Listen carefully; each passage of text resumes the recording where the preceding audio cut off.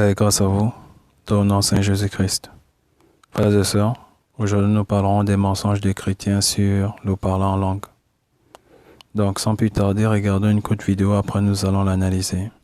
Donc je vais commencer par une remarque générale sur le mouvement pentecôtiste, charismatique, et puis après je vais être spécifique par rapport au parler en langue et pourquoi c'est faux. Après, Paul nous dit, étudiez-vous, au verset chapitre 14, verset 1, étudiez-vous à la charité, désirez aussi avec ardeur les dons spirituels, mais aussi surtout celui de prophétiser. Car celui qui parle une langue inconnue ne parle pas aux hommes, mais à Dieu, puisque personne ne l'entend, et qu'il prononce des mystères en son esprit. Ok, donc voilà, une langue inconnue. En fait, quand on parle une langue inconnue, pourquoi il y a marqué inconnu en fait? Lui, il parle une langue inconnue pour celui qui l'entend. En fait. C'est comme si là, je me mettais à prêcher en danois. Je dirais des mystères pour vous. Dieu comprend le danois, pas de souci. Mais si je n'interprète pas ce que je dis, en fait, ça ne sert à rien. C'est pas ça prêcher, en fait. Et donc, en fait, Dieu nous demande d'édifier l'assemblée en prophétisant. Donc, celui qui prophétise, verset 3, édifie, exhorte et console les hommes par ses paroles. Celui qui parle une langue s'édifie lui-même, mais celui qui prophétise édifie l'Église. Vous voyez ? Il faut parler une langue. Enfin, c'est presque énervant parce que c'est des choses tellement basiques. En fait, là, je parle une langue que vous comprenez. En fait, je m'efforce de dire des choses pour qu'on se comprenne. Et en fait, Paul. Frères et sœurs, vous avez tous regardé cette courte vidéo. Donc, analysons. Dans le petit 1, il va commencer par une remarque générale sur le mouvement pentecôtiste. Et après, il va être spécifique par rapport au parler en langue et pourquoi c'est faux. Donc, pour le parler en langue, c'est faux. Dans le petit 2, il va donc prendre un passage dans 1 Corinthiens au chapitre 14. Donc, au verset 1, il va réciter. Après avoir récité le verset 1 du chapitre 14 d'1 Corinthiens, il va insister sur langue inconnue. Donc, il a lu cela dans une autre version. Donc, il va insister sur une langue inconnue. Après, il va vous expliquer, en fait, quand on parle une langue inconnue, pourquoi il y a marqué inconnu au fait? Lui, il parle une langue inconnue pour celui qui l'entend. Donc, ça, c'est sa philosophie. Il a récité le passage, mais il veut vous faire croire que, voilà, lui, il parle une langue inconnue pour celui qui l'entend. Donc, la langue n'est pas inconnue pour celui qui parle, elle est inconnue pour celui qui l'entend. Donc ça, c'est dans sa philosophie. Après, il dit, c'est comme si là, donc il prend un exemple, c'est comme si là, je me mettais à prêcher en danois. Donc, le danois, voilà. Je dirais des mystères pour vous. Donc, vu que c'est une langue inconnue pour celui qui l'entend, mais pas pour celui qui parle. Donc, regardez bien, frères et sœurs. Donc, elle est inconnue pour celui qui l'entend, pas pour celui qui parle. Après, il va dire, Dieu comprend le danois. Il n'y a pas de souci. Mais si je n'interprète pas ce que je dis, ça ne sert à rien. C'est pas ça prêcher. Donc, vous avez écouté toute sa philosophie. Donc, elle est inconnue pour celui qui l'entend, pas pour celui qui parle. Et après, il va réciter le verset 3. Après avoir récité le verset 3, il va dire, c'est presque énervant.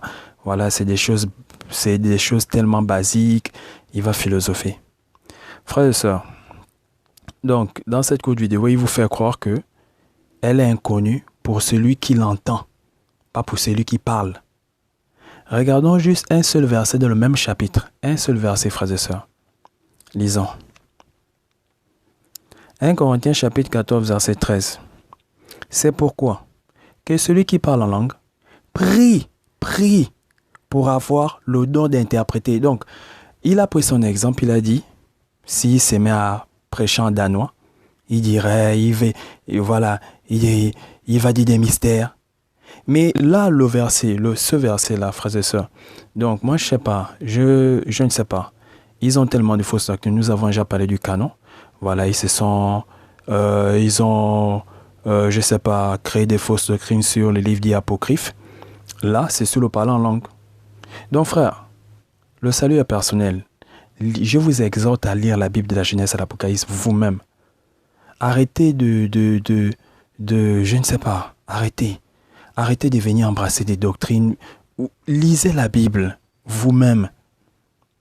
Lisez la Bible, n'embrassez pas les doctrines d'un mouvement comme ça juste parce qu'on vous dit c'est le meilleur mouvement, nous on est ceci, nous on est cela. Non, lisez la Bible. Je ne crois pas. Bon, moi je ne sais pas, on peut pas prendre des passages dans le chapitre 14 et passer à côté de ça. On ne peut pas passer à côté de ça. Donc vous avez bien vu son exemple, il a dit, c'est comme si là je me mettais à prêcher en danois. Il comprend le danois. S'il prêche en danois, c'est qu'il comprend le danois.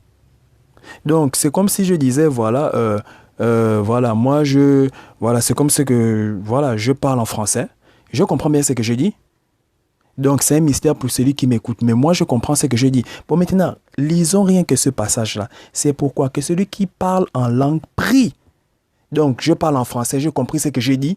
Mais je vais encore prier Dieu. Seigneur, donne-moi la force d'interpréter ce que je viens de dire. Frères et sœurs, réfléchissez vous-même. On va être basique. Il a dit c'est tellement basique. Voilà, il a trouvé ça énervant. Hein? C'est basique, mais il est passé à côté de ça. Donc, si lui il parle en danois, il sait ce qu'il a dit. Il sait ce qu'il a dit. Mais comment ce verset-là nous dit encore? C'est pourquoi que celui qui parle en langue prie pour avoir le don d'interpréter. Donc, je parle en français, je vais encore demander, Seigneur, donne-moi le don d'interpréter ça. C'est ce que je viens de dire. Vu que vous voulez philosopher avec la parole, frère et soeur. Moi, je ne comprends pas. Je ne sais pas si vous comprenez ce que je chantais dire là. Lui veut vous faire croire que cette langue est inconnue pour celui qui l'entend. Entre-temps, le passage nous dit, c'est pourquoi que celui qui parle en langue prie pour avoir le don d'interpréter. Bon, maintenant, je me mets à parler en français. Comme lui, il a voulu prendre cet exemple-là. Pour lui, cette langue, c'est une langue inconnue pour celui qui l'écoute. Frère, je me mets à parler en français. Donc, ce que je viens de dire là, je ne sais pas ce que je viens de dire. Je vais encore prier, Seigneur, donne-moi le don d'interpréter ce que je viens de dire là. Réfléchissez vous-même. Donc, c'est juste un verset. Hein? C'est juste un verset. Juste un seul verset.